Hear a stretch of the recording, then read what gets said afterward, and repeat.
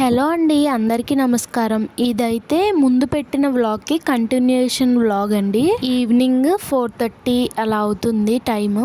అప్పటికే ఆఫ్టర్నూన్ అంతా వర్షం పడి ఆగిపోయింది. మళ్ళీ చిన్నగా చిరుజల్లు అయితే పడుతుంది. నా వీడియోలు కనుక కొత్తగా ఎవరైనా చూస్తుంటే ప్లీజ్ అండి సబ్స్క్రైబ్ చేసుకుని సపోర్ట్ చేయండి. ఆఫ్టర్నూన్ వరకు వీడియో చూసారు కదా, ఇది ఈవినింగ్ టైం నుంచి. సో ఆఫ్టర్ లంచ్ అయితే చాలాసేపు వీడియోస్ ఎడిటింగ్ చేసుకున్నా అండి. ఈ లోపు 4:30 అలా బయటకు వచ్చి చూస్తే వర్షం పడి ఆగింది, మళ్ళీ స్టార్ట్ అయింది. కాసేపు అలా వర్షాన్ని ఎంజాయ్ చేసి ఇంకా కిచెన్ లోకి వచ్చి పని స్టార్ట్ చేసుకున్నాను. సో నాకు అనిపిస్తూ ఉంటుందండి, మన ముందు జనరేషన్స్ వాళ్ళు, అమ్మమ్మ వాళ్ళు, నానమ్మ వాళ్ళు, మన అత్తయ్య వాళ్ళు, అమ్మ వాళ్ళు, వీళ్ళందరూ కూడాను జాయింట్ ఫ్యామిలీ ఆర్ కంబైన్ ఫ్యామిలీలో ఉంటూ అంతమందికి వంట చేసి పెడుతూ, వాళ్ళ బట్టలు ఉతుకుతూ, అన్ని అంట్లు కడుగుతూ, అంతంత పని చేస్తూ ఎలా ఉండేవాళ్ళు. అంత ఓపిక్గా, అంత స్ట్రాంగ్ గా అనిపిస్తుంది. వాళ్ళందరితో పోల్చుకుంటే ఇప్పుడు నాలాంటి వాళ్ళు చేసేది చాలా మినిమల్ వర్క్ అని చెప్పొచ్చు. చాలా చెయ్యాలి, నీట్ గా పెట్టుకోవాలి, చాలా పనులు చేయాలనిపిస్తుంది. కానీ కాసేపు పని చేసేసరికి అలసట వచ్చేస్తుంది. సో ఇంకా పిల్లలు పుట్టి సిజేరియన్స్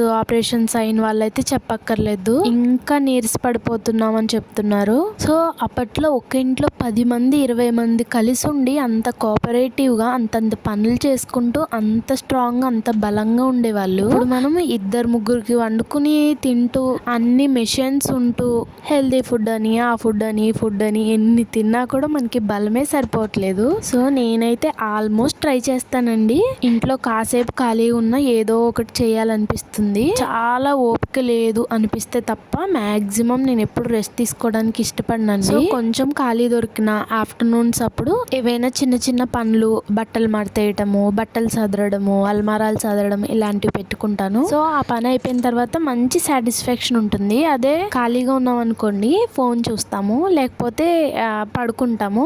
తర్వాత టైం చూసుకుని అమ్మ ఇంత టైం వేస్ట్ చేసామా అనిపిస్తుంది నాకైతే. సో కొంతమంది అనుకుంటారండి, హెల్దీ ఫుడ్ అని, ఆ ఫుడ్ అని, డైటింగ్లు అవి ఇవి చేసి ఎక్సర్సైజులు చేసి ఇప్పుడు సన్నగా ఏం సాధిస్తారు అనుకుంటారు. ప్రాబ్లమ్ సన్నగా ఉండడం, లావుగా ఉండడం కాదండి. మనకున్న కాంప్లికేషన్ తగ్గించుకోవడానికి మనం ట్రై చేస్తాం అంతే. ఏదైనా ఆ ప్రాబ్లమ్స్ వచ్చిన వాళ్ళు ఫేస్ చేసే వాళ్ళకే తెలుస్తుంది. సో నెక్స్ట్ ఇంకొకటండి చెప్తున్నాను, ఆడవాళ్ళకి ఇలా త్వరగా అలసట రాకూడదు, పనులు చేసుకున్నప్పుడు బ్యాక్ పెయిన్, కాళ్ళు నొప్పులు పెట్టడం, చేతులు నొప్పులు పెట్టడం ఇవి రాకూడదు అంటే కంపల్సరీ డైలీ మార్నింగ్ ఒక 1/2 అవర్ వర్కౌట్స్ చేయండి.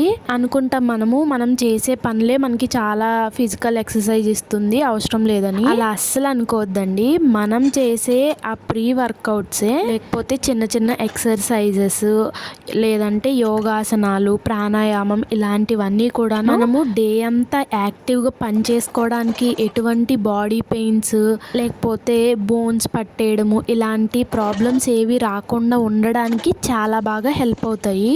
ఫ్రాంక్గా చెప్పాలంటే మీరు డే మొత్తం ఎంత పని చేసుకోవాలన్నా కూడా ఆ మార్నింగ్ టైంలో కొద్దిసేపు చేసే ఫిజికల్ యాక్టివిటీస్ అనేవి మంచి బూస్టింగ్ ఇస్తాయి అన్నమాట. సో ముందు వీడియోలో చెప్పుకున్నాం కదండి, ఓవర్గా తినడం వల్ల, జంక్ ఫుడ్ తీసుకోవడం వల్ల, కార్బోహైడ్రేట్స్ ఎక్కువ తీసుకోవడం వల్ల మనకున్న ప్రాబ్లమ్స్ ఎక్కువ అవుతాయి కానీ తగ్గవండి. అలా అని చెప్పి ఫుడ్ అన్ని తినడం మానేస్తే వెయిట్ తగ్గిపోతామని చెప్పి ఆ బ్లండర్ మిస్టేక్ అస్సలు చేయొద్దండి. అలాంటప్పుడు గ్యాస్ట్రిక్ ప్రాబ్లమ్స్ అలాంటివి స్టార్ట్ అవుతాయి. దానివల్ల నిద్ర పట్టకపోవడం అలాంటి సమస్యలు వచ్చి ఇంకా ఓవర్ వెయిట్ అయిపోతారండి.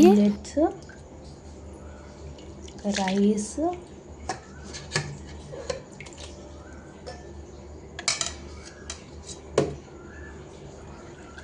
పప్పు.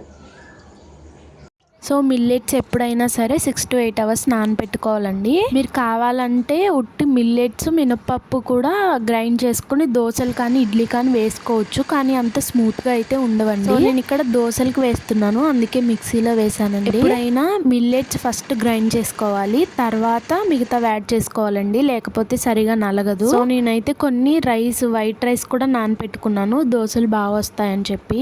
డయాబెటిక్ ఉన్న వాళ్ళు కావాలంటే రైస్ అవాయిడ్ చేసుకుని చేసుకుని డైరెక్ట్గా కూడా వేసుకోవచ్చు. మేమైతే ఇక్కడ డైటింగ్లు ఫాస్టింగ్లు ఏం చేయట్లేదండి. టైం టు టైము అది కూడా హెల్దీ ఫుడ్ తీసుకోవడానికి ట్రై చేస్తున్నాం అంతే. మనకి ప్రెసెంట్ సిచ్యువేషన్ ఎలా ఉందంటే మనం ఎక్కువగా ఫుడ్ తీసుకున్నా చాలా అనారోగ్య సమస్యలు వస్తాయి. అలా అని చెప్పి డైటింగ్లు ఫాస్టింగ్లు చేశారు, అంతకంటే ఎక్కువ ప్రాబ్లమ్స్ వస్తాయి. అలా అని చెప్పి మనం తీసుకునే ఫుడ్ టైం టు టైం తీసుకున్నా కూడా మనం అలా తీసుకునే ఫుడ్ లో కూడా పేస్ట్లు కెమికల్స్ అన్ని యాడ్ అయ్యి మన కడుపులోకి వెళ్ళేసరికి సగం మాత్రమే న్యూట్రియంట్స్ మన బాడీకి అందుతున్నాయో లేదో కూడా తెలియదు. ఏ ప్రాబ్లం లేనంత వరకు రానంత వరకు అంతా బాగానే ఉంటుందండి. వన్స్ ఏదైనా ఎంటర్ అయిన తర్వాతే ఇలాంటివన్నీ చేయడం స్టార్ట్ చేస్తాం అన్నమాట. ఏదో మన వంతు ప్రయత్నం మనం చేయాలి కదండి. సో కొన్ని పనులు అయ్యాయి. ఈ లోపు మా హస్బెండ్ వస్తే పపాయ కట్ చేస్తున్నాను. సో ఒక సిస్టర్ అయితే వర్కౌట్స్ వీడియోస్ కూడా అడిగారండి. కంపల్సరీ పోస్ట్ చేస్తానండి మెల్లగా ఒక దాని తర్వాత ఒకటి.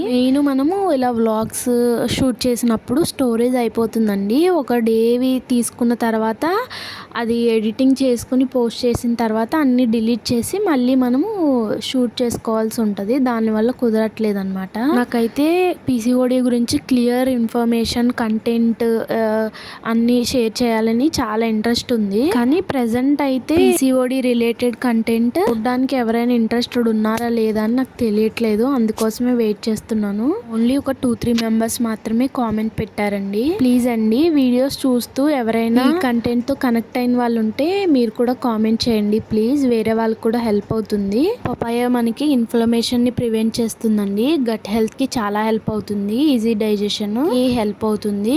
సో డయాబెటిక్ ఉన్న వాళ్ళైతే కొంచెం పచ్చిగా ఉన్న పపాయాలు తీసుకుంటే చాలా మంచిది అంటండి. ఇంకా హార్ట్ కి కూడా చాలా మంచిది. ఇమ్యూనిటీ పవర్ ని పెంచుతుంది అంటండి. అంటే ఏమైనా డిసీజెస్ వస్తే ఫైట్ చేయగలిగే శక్తి ఉంటుందంట పపాయలో. ఇర్రెగ్యులర్ పీరియడ్స్ ఉన్న వాళ్ళు పీరియడ్స్ రెగ్యులర్ అవ్వడానికి డే బై డే తీసుకుంటే కూడా చాలా మంచిదండి. కానీ ప్రెగ్నెన్సీ ప్లాన్ చేసే వాళ్ళు అవాయిడ్ చేయడం మంచిది అంట. నేనైతే మ్యాంగో తీసుకున్నాను. అది వ్లాగ్ అక్కడతోటే ఎండ్ చేశానండి. స్టోరేజ్ ఫుల్ అయిపోయింది, తీయడానికి అవ్వలేదు. ఇది నెక్స్ట్ డే మార్నింగ్ మీకు పిండి ఎలా ఫర్మెంట్ అవుతుంది మిల్లెట్ పిండి చూపిద్దామని షూట్ చేశాను. ఇది మార్నింగ్. ఇది మా హస్బెండ్ ఫోన్ లో షూట్ చేసుకున్నాను. మిల్లెట్స్ డైరెక్ట్ గా తీసుకోలేము అనుకున్న వాళ్ళు ఇలా పిండి రెడీ చేసుకుని ఇలా ఫర్మెంట్ చేసిన తర్వాత దోశలు కానీ ఇడ్లీ కానీ వేసుకోండి. అసలు మీకు ఏ మాత్రం డిఫరెన్స్ కనిపించదు, బాగుంటుందండి.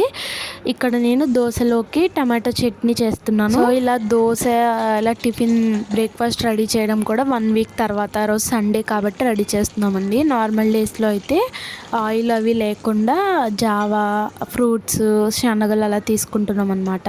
నా వీడియోస్ ఎవరైతే చూస్తున్నారో వాళ్ళకి అర్థమయ్యే ఉంటుంది ఈ పాటికి. చూడని వాళ్ళు ఖచ్చితంగా ఒకసారి ఛానల్లోకి వెళ్ళి ఏమేం వీడియోస్ పోస్ట్ చేశానో ఒకసారి విజిట్ చేసి రండి ప్లీజ్. సో ఇక్కడ వరకు ఎవరైతే వీడియో చూసారో వాళ్ళందరికీ థ్యాంక్ యూ సో మచ్ అండి. నా వ్లాగ్ ఇంకా నా వర్డ్స్ నచ్చి ఉంటే కనుక, యూస్ఫుల్ కంటెంట్ షేర్ చేస్తున్నాను అంటే కనుక ఖచ్చితంగా ఒక చిన్న లైక్ ఇవ్వండి. దానివల్ల మన వీడియోస్ మరికొంతమందికి రికమెండ్ అవుతాయి. సబ్స్క్రైబ్ చేసుకుని సపోర్ట్ చేయడం అస్సలు మర్చిపోవద్దు. ఎవరికైతే యూజ్ అవుతాయి అనుకుంటారో వాళ్ళకి తప్పకుండా షేర్ అయితే చేయండి. సో మీ అభిప్రాయాన్ని కామెంట్ రూపంలో అయితే తెలియచేయండి, తప్పకుండా మర్చిపోవద్దు. మళ్ళీ నెక్స్ట్ వ్లాగ్లో తప్పకుండా కలుసుకుందామండి. ఉంటానండి. Bye bye.